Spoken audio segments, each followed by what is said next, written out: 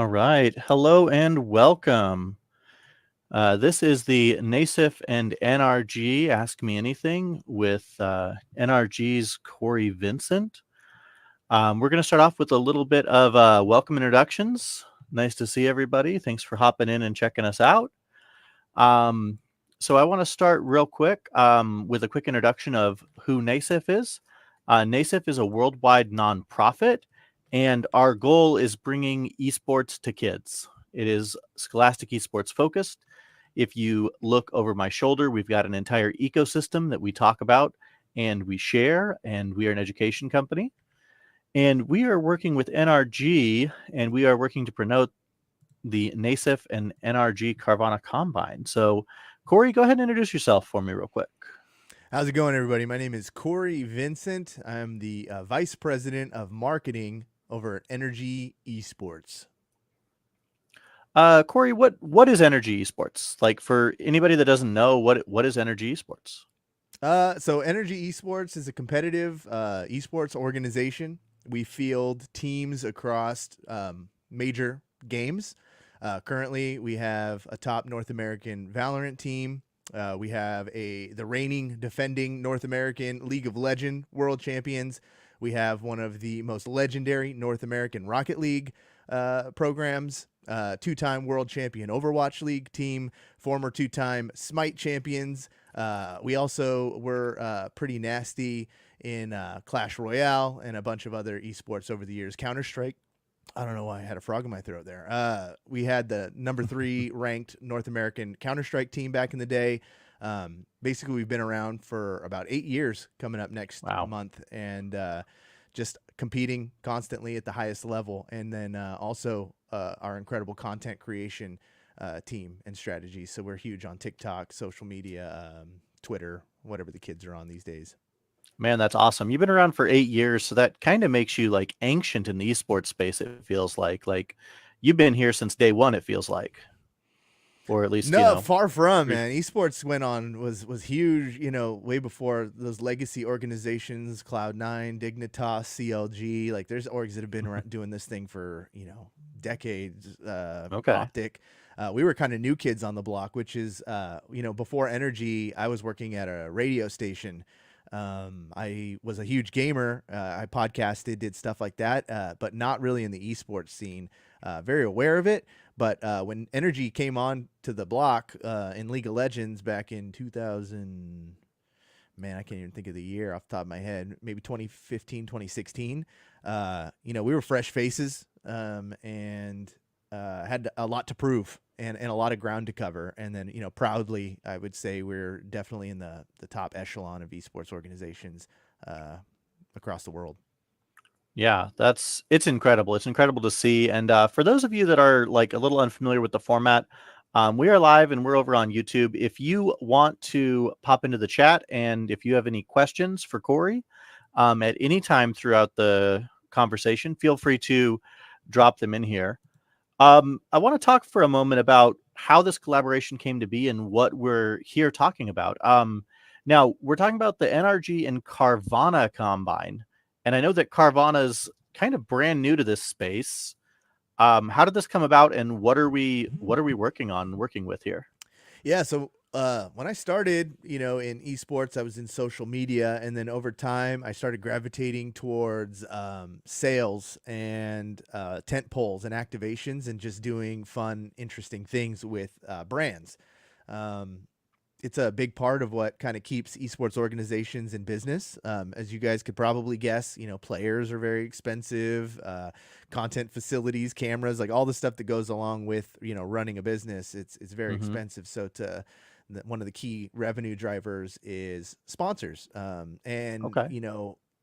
early on, it might have been easy just to get away with putting a brand on a jersey or something. But now with more competition, more attention, just the evolution of the industry, you got to get more creative and try and pitch things that are interesting to companies and businesses that they can be proud to put their name on.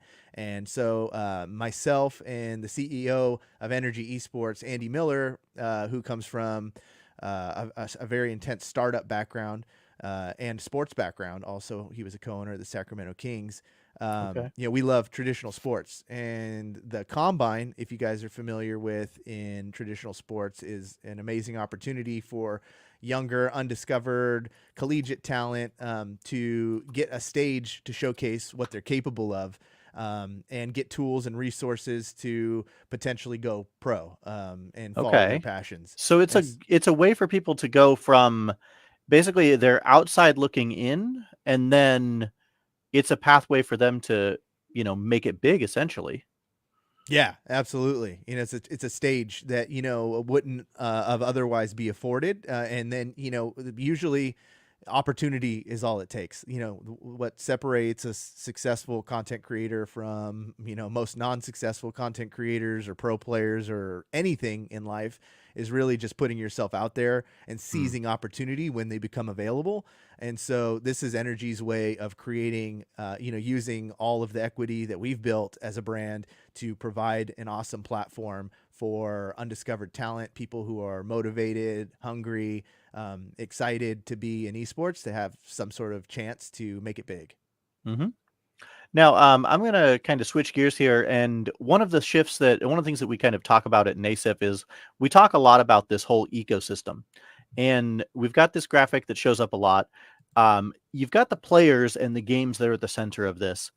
But when you think about it, this entire ecosystem is really huge. Like, how would you say that the team at NRG is? I mean, you've got like the people that play the games, but how many around you that are doing all this extra stuff? Like, how many people would you say, like, I mean, is it like a lot more? Do a lot of your gamers also double up in these areas, or is it a little bit of both? Energy is a tight ship. Like it's a Okay. very Very tight small, ship. yeah, we run lean, they call Mm. it, and I think that is plays to our survivability and Okay. why Energy has thrived as long as we have. But it takes people of all different kinds of backgrounds and skill sets to make this thing Mm-hmm. hum. Like not it's a very small probably amount of people who actually are the players, and then you don't get to always see, the army of amazing talented people behind the scenes, um, pulling numbers and analytics. Like Yeah, they do a lot. when we do cool programs like the Carvana Combine to prove the value of it to Carvana, that they're getting their money's worth and that we're doing a good job. We need analytics people. Yeah, they got to do Be, the data stuff. I mean, you've got people mm-hmm. that will do all the data on this. And I'm going to throw up here real quick. What's NASEF's role in this and what we're doing? We've got essentially, and I'll put this on my end. I might try to make this a little bit bigger. So we're working with them to basically come up with some high school students that can also enter this. So a lot of people think that their careers in the esports industry, like they might play a little bit, they might dabble in content creation. But part of this, what we're doing is we're offering an opportunity for high school kids. Any kid that's 16 or older, and part lives in the US can submit a hype video, and we're going to look through it, we're going to vet it, and then the top 8 are going to get an opportunity to basically shoutcast games with one of the pros from NRG. I hear Musty's a little bit famous in NRG circles. Is that A right? little bit. Musty is incredible. He'll be there. He's really part of the core part of this program Mm-hmm. because he has entrepreneurial spirit. Like he's Mm. not only insanely cracked at the game and hilarious and amazing on content, he's like business minded. This guy's side businesses have side businesses. And we want that everybody, who makes it into the later rounds to have an opportunity to meet Musty, talk with him, AMA, collaborate, and just it's infectious. It's a ton of skills that you're going to be able to learn from him. Yeah, for sure. We actually do have a couple of these questions that have popped up in the chat, and thank you for bringing those to us. I'll go ahead and I don't mind jumping into one of those. How is it? The question from the chat is, how could marketing at the high school and collegiate scene help to get sponsors that or partners that can help pay for coaching staff and upgrading equipment? So essentially, yeah, how could that happen when you're looking at high school and colleges? How can you get them to, support your programs? Yeah, so I mean, it's being clear in what the value proposition is for the brands. Every brand is totally different. So I mean, you almost have to pick who you want or what type of thing you want to go after. And then, besides just as I mentioned before, you can't just throw a jersey patch at them Mm-hmm. typically. Um, it's Yeah, they need a little more than just jerseys. I mean, like a lot of one of the organizations that I've partnered with and talked to a little bit, one thing that they will do is they will actually like sell ad space in their actual live streams. Like they have a weekly live stream. Is that something that NRG is kind of familiar with, or they have their creators? Do they sell any of those, like, I guess, advertising placements? Yeah, actually. So for energy specifically, I mean, we have Twitch channels, TikToks, and all that. But we have, for example, Rocket League allows us to do our own match broadcast during the regular season. So we created a property called Mission Control, Mm-hmm. where we hire casters and we treat it like a full, almost RLCS quality broadcast where you could see all the energy matches because there's so many matches going on. Mm-hmm. RLCS didn't have like the capacity or, it's expensive to run it. So it was like an Yeah. opportunity for us. And so we took it very seriously. We used the muscle of all of our creators, make it compelling, entertaining, interstitial, short film sketches. We run videos and we put on a show for 6 to 7, 8 hours sometimes.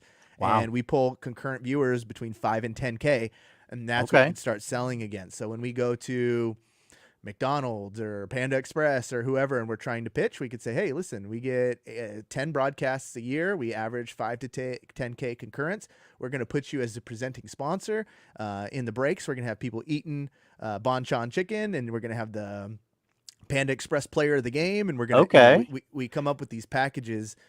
Ways to And basically showcase their brand with what's happening in the game. Like, I know we've seen those. Like, I think I've seen, like, I know in some games like League of Legends, they have like, like the Red Bull player of the game, or the, Red Bull power play was one, yep. something to that effect. Like, Totally. Exactly. Anytime you see a brand on any of these esports or gaming shows, money's being transferred, either way. And the trick for me in integrated marketing, because although I'm marketing, it's mm-hmm. not like traditional marketing in the sense that I'm going in spending on ad buys or putting out press releases and stuff. Mine is a more of an integrated marketing role where I lock myself in a room and I think, okay, the brand is Rockstar Energy Drink, and they Mm-hmm. are invested in and they want to pursue Valorant. What can I do with my players and teams, video wise, event wise, meet and greet wise, just creatively, that's going to create the largest amount of views and impact that they're going to give us more money, Yeah. essentially, so that we can afford better players and make better Mm-hmm. content. And then, it's a snowball effect. So for a college, usually a patch on the jersey doesn't do good because there's not a ton of LAN There's events. not enough visibility for that in the brand there. Exactly. Like, you need that social media reach. Like, a LAN event might only have 200 to 300 people there, but you try to get a LAN event with 5 to 10,000. I mean, that's huge. That's like DreamHack level. You're in Um, business. Yeah. yeah, it's huge. That's why, Um, like, even in collegiately, it's really important to try and create a social media presence. Like, okay, so social media is probably the best bang for your buck on this. Is any sort of like viral content or any way to get more people there. I think that would be huge. yeah, Um, if there are people in your program who are streamers and yeah. want to help, and you cut them in on the deals, like you got to get crafty and think like, why would BenQ sponsors or Mm, monitors or any of these brands want to give us money? Like people aren't. yeah. Money's hard to get. I'll tell you, if you're in high school and Money's you're hard to growing get up. and it's harder to give it away. I mean, Mm-hmm. speaking of high school, I mean, we've got some high school students in the chat. I'm going to throw this comment up here, and this is one of the ones that I had kind of prepped as a backup question.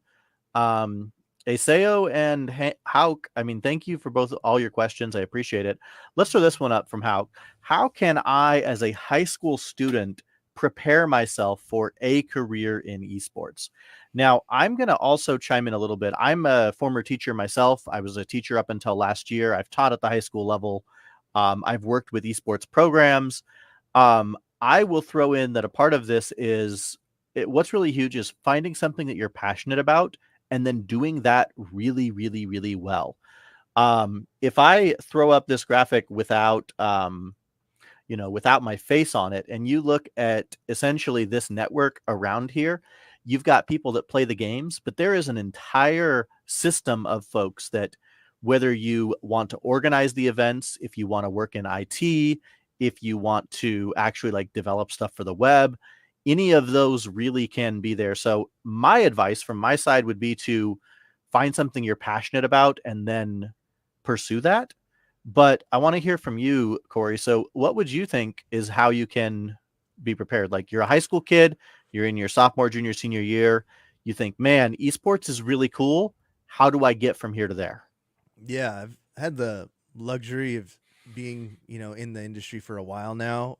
I still feel like I'm new, but then when I actually look at it on a timeline, it's like, wow, actually I'm not. I'm actually really old. So what I've learned and what I've seen in when I'm hiring is people who are just doing the things that they like and want to Mm, do. Like if your passion is social media or graphic design or video editing, um, the worst thing you can do is submit an application and get an interview, and then it's all like, well, I would be doing like I want to see work, I want to see results, I want to see things you've done, things that fire you up, what was your mm-hmm. favorite video you ever did, tell me the story behind it, what motivated you to do it. And they're like, well, I haven't really actually done anything yet, but if I get the job, I swear I'm going to do everything. And it's like, They easy want to to say, see, you got you to want to see people that sacrifice. have done stuff. Like, it's Mm-hmm. not just the people that want to be something. Like, I mean, what I've kind of advised folks, I mean, it comes down to, like, if you're giving somebody advice on writing something, like, the advice is, well, just start writing. If your Mm-hmm. goal is to be a content creator, just start creating content. Like, I've heard content creators across the board that their advice is, do what you love, just share what you love on there. Yep.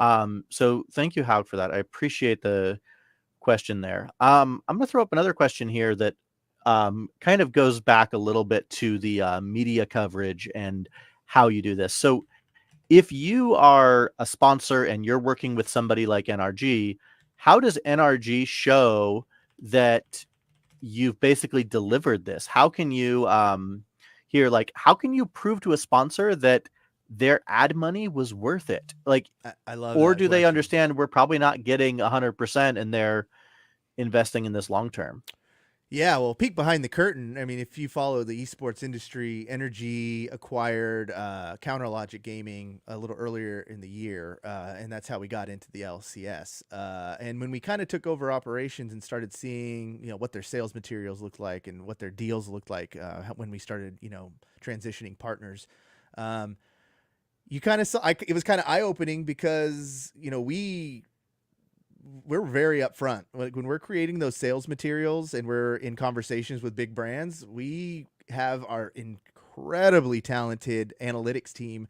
Uh, Two guys, I'll shout them out, Sean and Tim, who run projections. Like they know what our views were the last X amount of years. They know how our channels perform. So when we create a proposal that includes TikToks and streams and tentpole events, we're actually giving them an estimated impression level, Okay.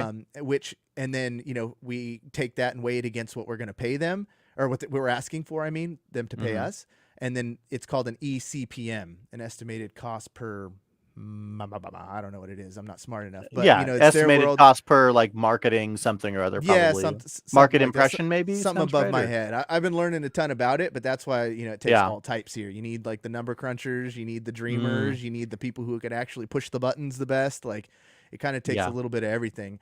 And so then when we create when we get through a tent pole or when we get to the end of a program, we put Hmm. together a comprehensive recap. There's Okay. people at our job whose job is just to see how things performed and log the information so that at the end of the partnership we can go back to them and say, hey, we estimated this much, we actually went above and beyond. Okay. Or in some cases, we didn't hit the number, so what we're going to do is we're going to give you an extra X, to make Mm, up the impression levels, because at the end of the day we want to do good honest business, give people their, we don't want to take people's money we didn't feel like we earned. And I don't think that's super common practice. Like I think that's another one of those things I call them yeah. key differentiators for Energy Hmm. is that we operate, we're very customer service oriented. I worked at grocery stores. I worked a lot of jobs before I got here. And so those customer service skills of, the customer's always right, not just saying no, but saying no, but Yeah, that's fair. there's a lot of just little tricks to the trade. And at the end of the day, when someone's trusting you with the amount of money that they entrust us with, you have to deliver it. You have to show accountability. And that's what we do. So that kind of goes back to the question before. When you're crafting or trying to pitch a company to help sponsor, like things scale up and down. And there's a lot of benefits to being a collegiate or high school team because some companies just have a passion to fuel those types of things. And it's not about getting 1 million views, but more about, them being able to create a recap that they feel good, that they can go tell their board that they're investing in the community and the youth of the generation. Yeah, there's a lot of opportunities for that. I mean, some of those opportunities are, more prevalent depending on where you're at. I like this question here. Is NRG as an organization, are you looking to field any talent that's in the subcollegiate or collegiate leagues, provided they meet, they say prerequisites aside from talent, meaning they've showed like coaching ability from within a league, or perhaps they, have some of these other skills that they're looking for? Like, is NRG looking to like grow your organization like a lot, a little? Are you still trying to keep it lean and mean, or are you looking for new talent at pretty much every location?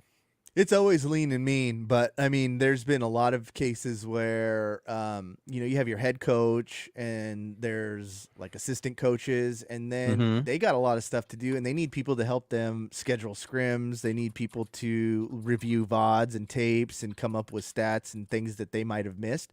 And I know for sure the San Francisco Shock was using students from Berkeley for some of this stuff. And and that's where it also goes into like the, just doing it, because it's not like we went out to those colleges and we're like, hey, looking too hard. Like you see which college programs are dominating, having results, and just doing excellent work. And then the coaches will kind of reach out organically and find people moving within the scene. There's like I'm not in it, don't get me wrong, so I can't really speak to it 100%, because there's like almost two sides. Just like there's two sides to your brain, there's two sides to the esports business. There's like competitive general managers, players, coaches, a lot of that. And then there's like sales, partnerships, social media, content. And they kind of, depending on the organization, their relationships work differently. Like in ours, we kind of have the mindset that everybody reports to sales in a sense, because if that pipeline runs dry, there's no one paying the bills. Yeah, if the bills aren't getting paid, I mean, your program doesn't really get to happen. I mean, this comment popped up in the chat as well. Like, you could also look local first. Like, you could look in your local area, because a lot of those smaller businesses will kind of give you the opportunity to sponsor local programs. What's great too, and a great place to start if you're looking for companies to sponsor and help you guys out, is to look at other adjacent industries. Like adjacent industries is big.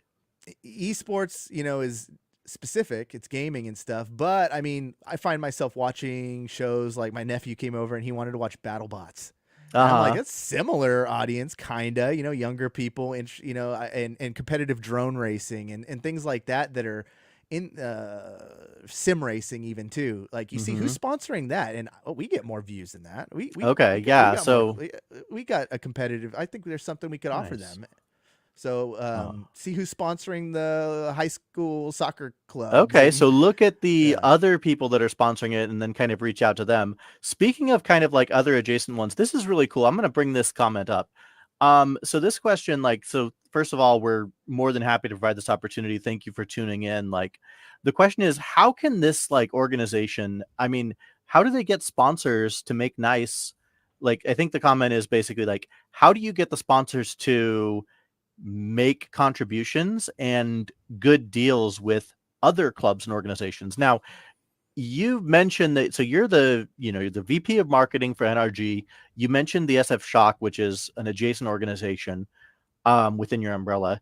I assume you have a little bit of marketing background. I think that's probably fair to say. A little bit. I mean, I learned on the job. Trial by fire, really. Yeah, I didn't go to college or anything. I Uh-huh. kind of hit the workforce strong and Yeah. bounced around between industries, but gaming was my passion. So I started a podcast. Okay. And through doing the podcast, like, I was Joe Blow. I had no background, no nothing. And so when You you just start a made it happen. podcast, it's you start at zero every Mhm. time. And then we were like, oh God, we got a listener.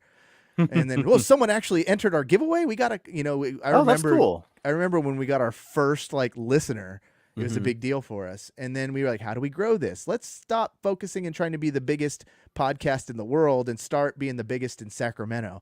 Oh, there's a trivia Okay. night at this new business. Maybe they need hosts. And then while we're there, we could tell them about our podcast. And then let's interview other Sacramento creators and gamers and, network. And that's how we met Okay. Andy Miller. And that's Andy Miller gave me my first job. I took a pay cut to leave my radio station to follow the passion of gaming and esports, and then stuck with him under his wing for these 7 years, and over time just developed skill by skill. But first, I didn't know how to make a thumbnail or use Photoshop, but I know when I was making my podcast, I needed thumbnails every week, and I needed to Yeah. come up with marketing and what kind of So you had to learn how titles. to do it. You just got to You learn. practice it. That's S- totally all it is. So that's when you're looking mhm. and networking within your local community, start, that's a Okay. total So, great place to yeah, start. for I guess the short answer for this question for the Performance Arts Society, I would say start looking at your local community, look at adjacent and similar organizations and see who is sponsoring them and utilize that network. See Um, what kind of content they're making. Like, yeah, see what they're when doing. What do the mhm. sponsors want to see out of them? I think that that's great. All right, I'll throw up one of the friend questions here. I think they're throwing you a nice softball here. Okay. If somebody's here and they want to work in the esports industry in the future, how do they find their thing or their niche? Like, how do they find that? Like, where are you going to start? It's you start with what you want to do. Like, my favorite person in the organization is the social media person, Sen. Sen is head of Okay. social now at this point, and I picked up Sen when she was an intern for the San Francisco Shock, and it was because she had this amazing parody account. It was called Overwatch League Conversations Leaked, I think. I can't remember exactly what Okay. it was, but it started with, it was super niche. It was in the game that she loved the most, and you would only laugh at it if you were a big Overwatch League nerd, and Okay. which we all are because we do it for a living. So when we saw that Nice. come through, we would all just pass around the tweets internally, and finally someone had the light bulb of like, we need an intern. Why don't we reach out to that insanely quick-witted person who has that account? And Yeah. See if they could clearly, help run your socials. Like, yeah. oh, that reminds me of like, there's somebody online that's kind of, internet famous, like the person that runs the Wendy's Twitter.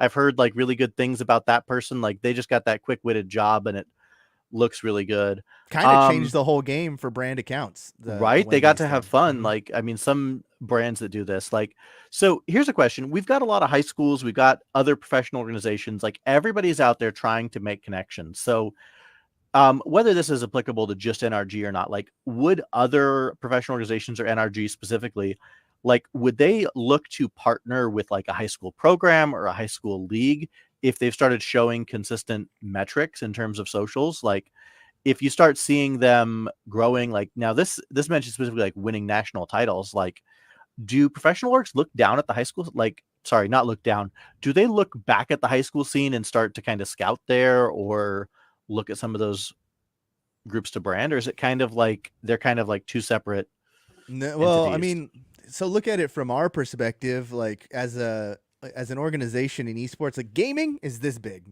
People Mm-hmm. who consider themselves gamers, it's like 90 something ridiculous percent of people consider themselves gamers, whether it's your mom playing Candy Crush or whether it's no lifing Valorant ranked all night. Like there's just a ton of gamers out there. But when you get to the esports space, it's like this big right now, and we're Okay. trying to grow it. So how does that grow? Same way any other sport does. That's why the NFL spends so much money and resources to try and keep high school football alive because, you play football, you Mm. understand the sport, you play it, you're going to be a fan for life.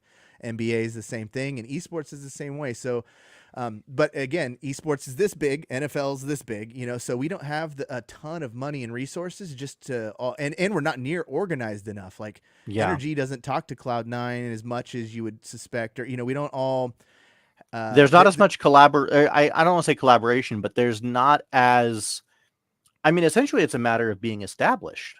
I Well, mean, yeah, and the NBA is a collective, right? It's the one mhm, you have the NBA, and then you have all these teams, and they're all got the same goal to make basketball the largest. And to a degree, like the Overwatch League mhm, was and is supposed to be like that. LCS was and is supposed to be like that. But even then, we're not as, I feel like, organized, nor having the most resources to just I want to say blatantly throw at these programs, but like it is yeah, a priority for us, which is exactly why I love NASEF and working with you guys the last few years, thank you. because you guys keep it free for the students. It's Mhm, built in curriculum. And you guys have a large network of students that are thirsty for knowledge and information and more importantly, opportunity. So when we had this opportunity to bring Carvana to NASEF and do this, that this is our way of doing it. And mhm, so I have a handful of other pitches and awesome ideas that I hope to execute yeah, with you guys and even collegiate programs going forward. And this is like one of our first big debuts. And to keep orgs like NRG investing, we have to get stuff back. Just like when a mhm, sponsor pays NRG, I have to deliver with them. When we go with NASEF to make it, for us to keep going, we have to be able to bring a partner in, and we have to be able to yeah, get some results so that we can do this again and make it bigger. So if you're a NASEF student, your way of, pitching in is basically participating, telling your friends, yeah. posting, You want to, liking NASEF stuff on Twitter. When Energy started, and we would put out a tweet, we had 15 employees max. And if a tweet had 5 likes, our CEO hits everybody. Why didn't everybody like this thing? Like, we have 15 mm, employees. You're not above. So we all have to pitch so in you and work on amplifying what you're passionate about and what you're working with. I like that. exactly. Um, You got to contribute to the people helping feed you so that gets bigger. And that's how everything is in life, I would say. Like, you get in you get out what you put in. yeah. So, we've got some interesting like thoughts in the chat, and I want to talk a little bit about the one of the biggest differences that people like don't realize is that esports moves fast. I mean, the game that's popular this year might not be popular last year, and it might not be popular 6 months from now. That's kind of one of the things that our space is fighting against is the quick changes where you look at, a sport like football, they've got how many, years and decades of pedigree to lean upon, whereas the esports space is, not quite there yet. So when you say like the NFL ecosystem is huge and the esports ecosystem is tiny, it's just because it's still growing there. So this comment, I'm gonna try to show this up in some parts. So the tier 2 and tier 1 scenes, they say like hasn't worked as well as other sports. So like some of like the tier 2 esports spaces aren't as like big as say like the collegiate scene in football is, I think. Um and then the idea is like if you're spreading things to high school, like how you can take club or travel teams, you can make the players highly invested. So like I've seen that happen with some organizations. Like, do you think that more organizations are going to start reaching into high schools? Like, do you think that there's more that are going to start like reaching down and kind of build this like player base and this pathway to pro for them? I would like to. And what we're doing with the combine and if making this program a success is what's going to enable future successes, and show because they see, the Carvana combine totally popped off. Like I said, we're all constantly looking to the left and right, seeing what everyone's doing. Oh, what did FaZe do? They had Little Yachty. Okay, we're going to get Travis Scott. Like Mm, we're always constantly trying to one up each other and it's highly okay. competitive. So when they see, man, Energy did this Carvana Combine thing. It did, X million impressions. Their live stream had this much. How come we're not getting those numbers? Let's try and do it. So um, everybody wants to do good. Like I love the fact that we pulled this campaign off and could work with high schools and provide opportunities. It's a luxury because, unfortunately, though the right thing doesn't always pay the bills. You kind of got to do Mm-hmm. what gets the impressions and does. And like I said, at the end of 100%. the day, and it's the same for those companies that are investing. They're not doing it as a charity. They're doing it to get Mm-hmm. favorability, customer acquisition, strengthen their, whatever their company's agenda is. Um, Mm-hmm. That's what we're all just trying to do. We're all just trying to do what we love. Whether you work at the bank, whether you work at in esports, energy, whether you're in high school, we all just want to contribute to our passion and make it sustainable. And so this is our way of being able to try and execute and pull that off. Okay. Yeah. So I'm going to bring up a question from the chat. I've got two of these that are pretty cool. Now, I know where this question's coming from. We got it from Dr. Miles Harvey. So he and I and myself as well as JD, who's hanging out in the chat, like we kind of run a middle school esports conference. We run stuff for middle schools that's all teacher to teacher based. Like if that's something that, we are trying to grow, like you're trying to grow like a mini league, what kind of would your advice? Should we be focused on like social media, marketing? Should our schools be focusing on like quality platform, like making partnerships with organizations? Like you're looking at a new organization trying to grow.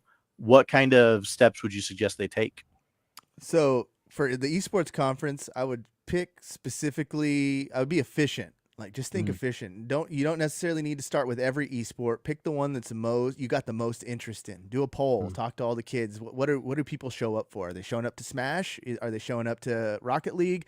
Do you have to get a permission slip if there's a gun in the game? Like figure out where you want to specialize first and where you can get the biggest player base. Where's the desire from the kids and the students? Like what's gonna and then get creative. Like what's gonna be the value prop? What I've learned early on is that people aren't gonna get out of bed. They're not gonna give you an action unless you give them a really good reason to. Like I open up the app, Wendy's is giving me free chicken nuggets. I'm gonna go to Wendy's because it's free and I'm hungry. Like what's your value proposition that in the most free and the most impact you can give them out of that? You get a free jersey. That could be it. Join the program, free jersey, and you just find I got 1,000 kids who will join this tournament to get the free jersey. I just need to pay for the jerseys now. Let's go reach out to MetaThreads, or let's go reach out to... And then you find somebody that'll look at that and say, okay, well, if we support them in this, then we can do that. How do you keep your costs down? Production. Where's the stuff? Is it going to be in person? Because the case could be made. You can't really calculate in person impressions as well as you do on stream. And streams are really expensive to put on, so maybe it's only in-person event, and we're gonna sell against, and we're gonna have vendors come through and make a festival out of it, which is gonna have stuff, or like some smart guys up here at CES they partnered with the California State Fair. California State Fair had a massive budget and some free space and wanted to give, it's trendy. It's that tech. one, yeah. And so they put on this banger event and they made it collegiate and hosted tournaments all through that weekend. Had budget to put people up in hotels, reached out to NRG. We had Chell out there. They had Jake Lucky. They made an event out of it. And so... we've got one of the schools here that they said they brought up Bosco. That's St. John's Bosco Esports, or St. John's Bosco in Southern California, I believe. That kind of ties to this question that came up earlier. Like, what's the ECPM? That's and I looked up that acronym for you. It's the effective cost per 1,000 impressions. Okay. Since we got that one, so like I do it for a living. You think I should know? It's okay. It's okay. I've been a part of millions of dollars of deals this year, and I didn't even know that. That shows how dumb you can be and get a job in this space. So you smart kids should have no problem. Yeah, I mean, this is somebody from a high school that's asking about the ECPM. Like, do you feel like do you feel like that's more valuable in the esports space? I'm going to chime in a little bit, and this is just something that I'm a longtime gamer. I'm a huge fan of the esports space. Like, I've been playing games. I've been following the professional scene for a while. The funny thing is that microtransactions is one of the things that gamers are very used to. And so they're more willing to spend money digitally. Like, that's kind of one of these big psychological things, is that you get gamers that are willing to spend money on a League of Legends skin or a Rocket League loot box or something. So I don't know for sure about the ECPM for esports, whether it's other industries can charge more per view. I almost wonder if it's less for esports because of the fact that gamers seem more likely to spend money online, honestly. Do you feel that? Like, do you think that it's, I guess the question was like, do other industries charge more per view because of how valuable the customer is? Like, I don't know. I'll be like, I'll be honest. I don't know, because I've never had to run sales in a different industry, and it's not like I get in the call. I'm like, so what was your ECPM in your NFL deal? Like, that doesn't show up there. It's kind of all hush hush and hidden. it's always the best you can make it. And there's Hmm. cheap, and there's what I call like cheap impressions, easy impressions, like the jersey patch we talk about. Like it's cool, Jersey it's patch. visible, and it's prestigious, especially if you're up there holding the trophy and and you got Kia across the chest. Like that's gonna be there forever in all those photos. So Yeah, I guess the photos and the like recordings of it kind of show up long term. absolutely, like a sponsor placement to me. If I was a brand spending, I want to be right here on the chest because in the Mm. webcams, that gets seen more. They see So it. I mean, you got your logo on hmm your chest, on your jersey. I mean, like you see those. but then the higher impact ones are the ones that you're pulling people in, creating memories. Like we're going to do a watch Mm. party and we're at the college and we're going to have, 400 people there. We're going to feed them all bonchon chicken. We're going to get up in the middle and give away gift cards and, do a photo booth or whatever. And, you're creating like a lasting memory that's going to stick around forever. Yeah, So they're gonna remember it. I mean, like honestly, the weird thing, and I know this is kind of a personal experience thing. Like prior to starting our conversation and discussing this Carvana partnership, like I was very unaware of it even existing. Like, I mean, I've heard the word Carvana and I know, that they do car stuff, obviously, but like it's one of those recognition things that even just seeing the name on the partnership and talking with folks around it, you start to see that brand more and more around the space. Like, I have noticed more license plate frames that say Carvana in the last 2 months than I have in my entire life leading up to this point, or at least recognized it. same thing happens um, with vehicles. Like oh yeah, when you're like, driving one, you start seeing all of yours on the road. mm-hmm.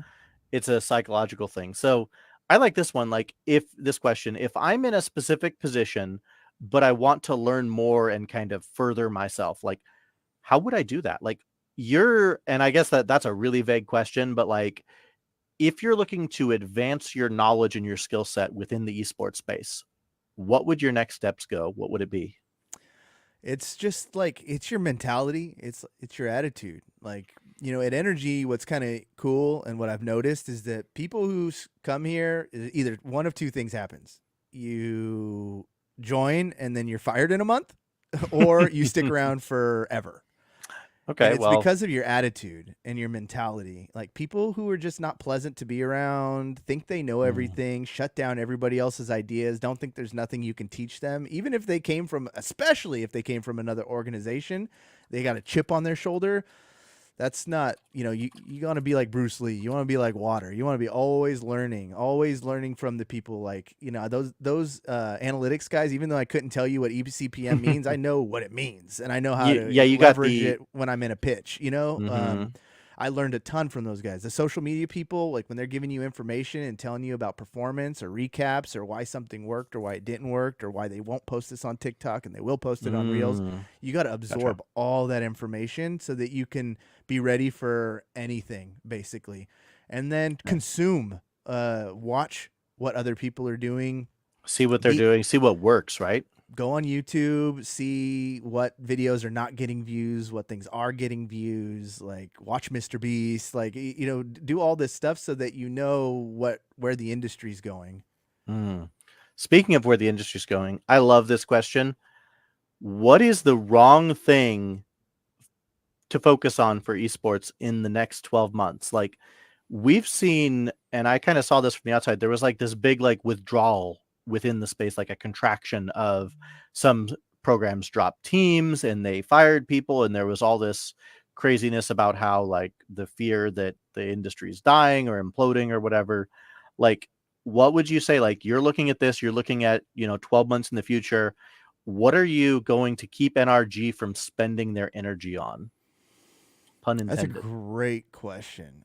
There's a term that's getting thrown around a lot called esports winter, Mm. and I think it's true. Like, there's definitely some sort of esports winter. What we have is, and what a lot of people will point to, is COVID.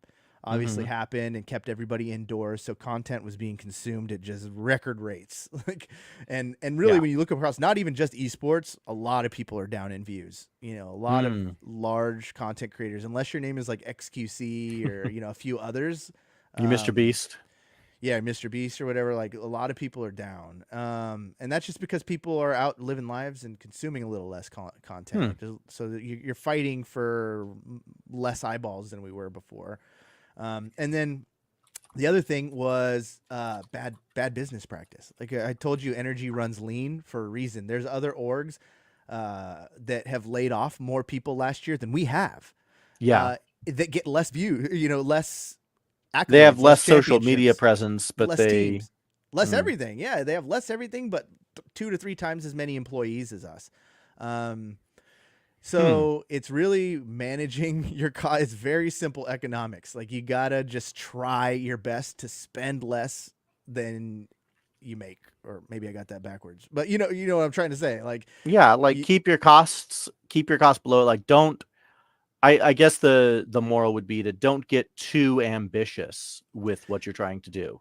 and it gets tough because there's a new dummy Hmm. who's going to get a big sum of money and spend too much money for players, and it's going to raise the salary cap on everything. And so then you have to decide when you're going to stay in an esport or when it's time to walk away. You got to know Hmm. when to hold them, know when to fold them. And if you could see NRG, um, it used to be almost criticism that we would bounce in and out of esports a lot, but it's just like we're not going to stay in an esport that's going to ruin the rest of what we have. So if we get into something and the developer or the publisher isn't really making things worth our time or Hmm. incentivizing us in the right ways, just like the question a couple questions ago, like what do we do to build the like there was no value prop for us Yeah. to be in these sports, and we're not a charity either. And as much as we love the game and we love the players and we love everything that we were able to build there, like we don't love it more than our being able to make our mortgage payments every I month or mean, being able to you keep the gotta pay lights the on. bills. I mean, like, so I guess this question kind of chimes into that. Like, does this mean we have to make the viewer experience better? Like, they're saying like it feels like traditional sports are having a great time. Their ticket sales and views. I feel like part of that might be just the bounce back after COVID, where people were denied those events and now they have them. So, like, what could, and I guess I'll rephrase your question. I hope that's okay. What could content creators do to make the viewer experience better? Like, what are you seeing success in that makes the experience for the viewers a little bit better? For me, in my events, I like things that are a little gimmicky. Like I like things that Mm. you just can't see every day. You could always watch a tournament or a collegiate or high school or whatever, but like I grew up like in pro wrestling as we called it in Rio Linda, and we would do like Royal Rumble was the best. I loved watching the Royal Rumble every February. So I worked with Musty, and we came up with an event called Musty Madness, where basically it was like I can't remember how many competitors we did, like 16 or so, 1v1. You never know who's going to come next. And I went down and found old pros, like, and just treated Wow. it like a spectacle. You never knew who was going to be next. And we went and dug up some of our old pro players and set up like fantasy Okay. matches basically. And then we had a main event, showcase that was going to be like a 3v3.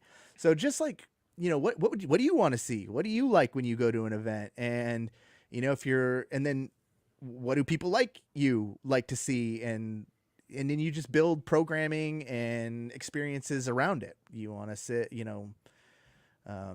want to hoot and holler. Do you like to sit down and watch quietly? Do you want casters? Do you want Hmm. shout? You just tailor the experience that you think your audience wants to see. Okay. So tailor the experience to what you want them to see. Like, so you're saying that they have to be adaptable. I mean, like your organization has to be adaptable. You can't just like, I mean, yes, there's an essential element of making the content that you love and what you're passionate about, but you also have to be willing to adapt to where the space is going. Like, because if you keep making essentially the same old story, I mean, Here's you a might cheat not. code. Here's a Hmm. cheat code basically. Like, and a lot of big orgs still don't get this, but every esport is unique.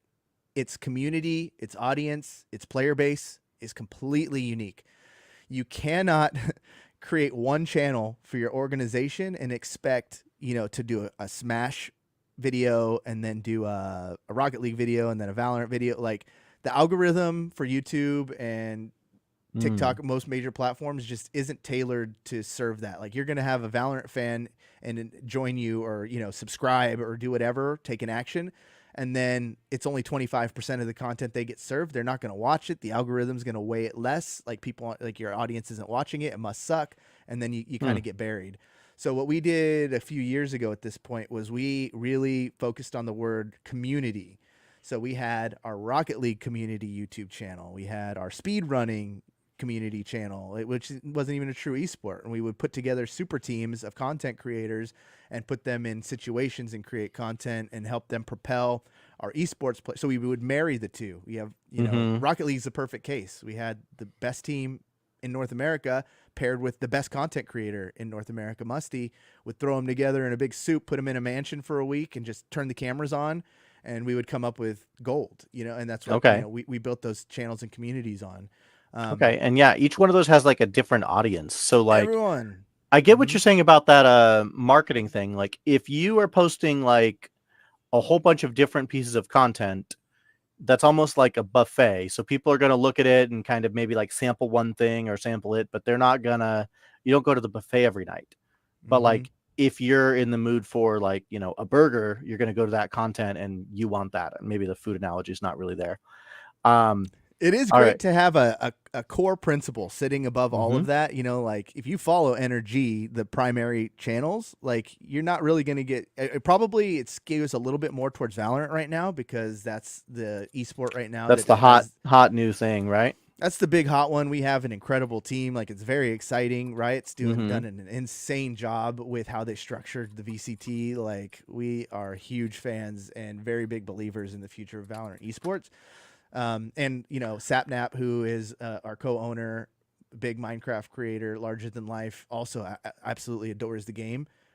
So we're leaning a little heavy into that one on main, but like we have very healthy Rocket League channel. Our League of Legends has its own, pull out. San Francisco Shock had its own channels so that you can get super nerdy and niche on the latest patch update and how Hanzo's broken now or whatever. And then, but if I put that on main, everyone's like, what? Why? I don't care. Why do I care about Hanzo? I'm here to watch Hanzo? the memes and stuff. All right. Yeah. So you gotta just think, prescribe what goes why, and make sure it's very well thought out and what the people who subscribe to that channel want to see. Okay. All right. Man, I am loving these questions. I feel like these are coming from a really high-performing high school student. You mentioned you're from Bosco, so shout out to you for being on top of it high school program, whether you're a student or a staff right now. What would NRG, and I guess I'll say like, any professional organization, what would they want to look for? So we've got a high school program. Looks like they are hungry. They are hungry for this. Okay, so this is the director of their program. So very nice to co-director, same director, it counts. So we're looking at this and they want to form a long-term partnership with an organization, potentially NRG, potentially a different professional organization. You're a professional org, you're running this, you're running these campaigns, these programs, these professional teams. What does it take to get your attention if you're a high school? It depends on what you want. Like we get emails all the time from students, from just ambitious kids from everywhere, asking for different things. Like obviously, I'm 13 years old and I want to be a professional Fortnite player making $100,000. Here's my mixtape, and it's got nothing. And you're like, oh, well, obviously that might not even be worth a reply. But some people would just want a flag. A flag, some jerseys, maybe some peripherals, like something like that. And Andy is very passionate, our CEO, and even in myself, when those hit my desk, I got a flag over there. I'll ship it to you. Send me your address. So it really just depends on what the ask specifically is. If you want rebroadcasting and you want talent to show up to the school, we have to start talking numbers and stuff. Like then it becomes a serious. But it's not. Nothing's impossible. We never say no, but it just depends on what the level of the ask is, how it benefits you, how it benefits us, how we can make something really awesome. Maybe it's just a really creative idea. And then, oh, dang, I owe deliverables to Hot Pockets. Maybe we could bring Hot Pockets in to pay for it and we just party, So really being really clear with your ask, putting it in a way that's digestible, just like how I come up with sales materials to give to Burger King or whatever. Like you guys come up with a slick looking slide deck that's really clear on what you can offer us and what you want in return. And then maybe I go, I can't really do 10 of those, but I can do 5, or, I could do 2, or I have Musty at TwitchCon. Maybe he can just cruise on over there. So it's super case by case, all that to say, but as long as you're organized and the asks are realistic and you have, stats and data to back up your end, everything's possible. Okay, so it sounds like, to kind of sum up that, because I mean that's a ton of fantastic information, and I'm going to be listening through this as well to kind of recap for our own programs. So they have to be really clear with what they're asking. Like, that seems to be something in the industry. Like, make sure that you're asking for something realistic and reasonable, And um, specific. If it's just a and flag, I specific. got you. There's no Yeah, deal. We don't no transaction rendered. I'll send you, yeah. 3 flags and we'll or retweet or something. Or Mm-hmm. we feel like we could use help on this stream. I have a budget of $500. Can we get a talent to help us Yeah. amplify or whatever the case may be, just being Okay. specific, clear, concise, and Mm-hmm. and ask up front. And reasonable. I mean, like, you're not like, so don't go to the organization and just be like, hey, we'd love to be your partner. We're a high school program. Yeah, I'm like, You go to the great. organization and Yeah. say, hey, we're hosting an event at the end of the year. We would love some NRG swag to hand out to our viewers, and then we'll throw up your logo there. Like, that's a Totally. way more reasonable ask. That's not, hey, you want to chip in a few grand to our program? Like, there's no back and forth to that, right? There's no, that's a totally different ask. So I like this. So cold email, it can't, I mean, cold emails can work. Like, you can Mm-hmm. reach out cold. You don't necessarily need to have a contact, but having something that is a clean, concise pitch that is like, hey, we have 500 kids. Like, I know a high school that's down in Arcadia that I talked to. Like, I was talking to the club president, and he was asking, he's like, well, how do I get a sponsor for my club? How do I do this? And I'm like, well, what do you have going on with your club? He's like, well, we have about 320 members, and 140 of them are playing competitive every week. And I'm sitting there going, like, this is a high school club. I mean, like, just reach out to somebody local and mention all of those. I mean, like, they're, you know, it's crazy to me. Like, their club is huge. So it's like, okay, that's your selling point. Like, you're running a high school organization that is blowing the socks off of, like, the numbers. Like, that's more kids than play football at your school. Mm-hmm. I'm like, you got 300 kids that are there. You got 140 playing every week. Your school does not have that for basketball or football. Like, that's your point. That's what you're trying to go for. Like, this high school, they're saying they run about 55 players. And then, just giving you a little bit of shout out. Like, they got a 4-time rank 1 Valorant player from their high school. Like, they want to kind of showcase that. I mean, like, get your player, like, my advice, get your player to do some content creation or start building some content around that player. Mm-hmm. Um, as to how to put it in a digestible thing, we've only got a couple more minutes here. I do want to put this here. Like, you've got one more piece of advice for folks. Like, how are they going to take something? Like, how do you put it? What's digestible? How do you take a big idea and consolidate it into, like, what's your people? I look at slides as a teacher, and if you have more than 3 bullet points on the slide, nobody's going to read it. If it, like, I know that nobody reads anything that I send them. That's okay. How do you put it into a nice, easy pitch? I'm a huge aesthetic guy. Like, it's got to look Aesthetics. clean. But that's not the only way to skin a cat, right? I've Mm-hmm. done some companies when they submit. We do a lot of cold outreach. We do a lot of cold Mm. outreach, and then we also receive RFPs, Okay. requests for proposals, Request for proposals. and usually they're prescriptive on exactly what they want. For me, my go-to is like Google Slides or Canva, or, and making simple title slide. This is us. Start at the beginning. You have to talk to the person like they don't, like they've never heard of you, and in our case, like they've never even heard of esports. So a lot of times, my first 3 or 4 slides are just who we are, and I try and hook them with the big thing. 2.2 billion views last year on our owned and operated channels. No one else can make that claim in esports. That's like our huge Wow. deal. Yeah. Like, 2.2 billion. that's not Luminosity pretending that they got all those views because XQC was on their, has their logo on his banner. Like, that's us. That's Energy Mm-hmm. Properties. So we start big with that kind of stuff. Here's what we can offer you. These are the sports we're in. This is how they, this is the audience they reach. Yeah. because in our space that's huge. Like they really only care. This is their marketing budget that is allocated between 13 and 34 years old. So in North Okay. America, so you start off with a big who you are, why you should care, who we talk to, who our audience is, and then hit them with the creative. And then we have this Mm-hmm. big idea. We're going to throw a massive concert with the Kid Leroy, and we're going to invite everybody out, and we're going to, do XYZ. Like then you hit them with like the details. And then at the end, we hit them with those case studies. Like, and this is who we've worked with. Mm. And these are the crazy results we've had. Here's a list of references you can call that'll say NRG just knocked this out the park for us. It's an interview. It's like a job interview. It's sales. It's selling yourself. It's selling your company, your accomplishments, and it just snowballs. The bigger, you start small. Don't go for the big home runs every time. Don't hit Pepsi for $1 million. Start by Mm-hmm. going to.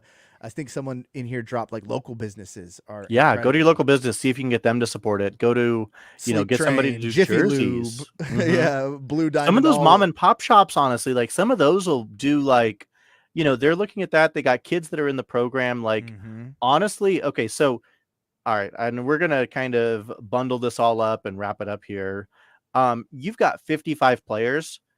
I would hazard a guess that some of those players have families with small businesses. Some of those families would look at this as an opportunity to support your program. Some of Mm-hmm. those families would be even connections to go into the larger community. Like a lot of this is, oh, I know somebody who knows somebody. And then you can kind of jump around it. So, Cory, I want to say thank you for your time. I had one question that I wanted to pitch to you. And I want to throw this here. It's kind of one of my favorite questions. I want to kind of close this out, and I will even comment it and then promote my own question because I am a bit of a monster here. Um, if you could go back in time, give yourself one piece of advice that doesn't say advice, what would it be? Start sooner. Start sooner. Start sooner, man. I'm dealing with Okay. this with my own personal journey of weight loss. Like I started a weight loss journey this year. I've lost 40 pounds since April, and that's a huge Hmm. accomplishment for me. And I'm like, my biggest regret was that I didn't do this last year or the year before Mm. that or the year before Okay. that, because I'm feeling so good. I'm feeling so happy. I'm doing all this stuff. And why didn't I start sooner? My Yeah. podcast, if I started my podcast 5 years sooner, I'd be 5 years smarter. So if there's something you want to do, don't wait till tomorrow. Don't wait until your next paycheck. Don't wait until you get the job. Don't wait until whatever, your Mm-hmm. excuse is currently. Just do it Yeah. right Just now. do it. Get a free version of the program. There's so many resources out there. You can go to the library. You can go do, we're in the golden age of technology and internet, and everything's out there. The world is literally your oyster. Like, just start. Don't wait. Yeah. All right. Well, Cory, thank you so much for your time. Thank you to everybody that jumped into the chat. Um, the one thing that we would like to ask at the end of this, if you have folks that want to get into content creation, try to submit a video for this combine. Bring your content creators out. Like the advice today, like do it today, but you can't do tomorrow. Like you never know. Like you might have a shot to make it here. You might have a shot to kind of, make it be the next person. So with Yeah, that if I being could jump said, in there yeah, too. I mean, Cory, go like for it. the pond is small right now. Like, Mm, NASEF, and we're talking about the esports being this big. When we do Carvana Combine next year, there's going to be twice the amount of entries. Like mm-hmm. be on the cutting edge. And if your buddy or your friend or anybody in your sphere who is an aspiring content creator or just cracked at Rocket League, it doesn't take a lot to make it far in the competition in the first year. Yeah. And this whole Now's the thing is time to about jump in. edification. Like if you get selected and you make it through the gauntlet, 4 people are going to go to LA and get an experience of a lifetime. It's going to be hand to hand, face to face with the professional Rocket League team, our general managers. I'll be there. Like we're going to have talent scouts from colleges, other esports organizations. We're going to give you headshots. We're going to help you build out your Liquipedia. We're going to teach you about Build out your content brand, all creation. of it. Yeah. We're gonna get it. It's a heck of a package, and the biggest head start, like what we talked about before. When I crafted this program, it was from the knowledge I've learned from the past 7 years in the space. of what I think it takes to give people a true leg up. And even if you Mm, don't walk away with the NRG content creator, contract at the end of it, just to go through this process, you're gonna get your eyes open yep. to an entire new world of how how we do it in the tier 1 space, which is exciting because collegiate is great, but from my read on it, it's still also has its own journey to take. And I just would just invite anybody out there to please participate in this program, because it's a massive opportunity, and I'm stoked for you. Yeah. Awesome. Well, Cory, with that, thank you. I appreciate your time as always. We're going to throw up the outro, and I hope that everybody has a great rest of your day. And thank you for joining us. Stay safe.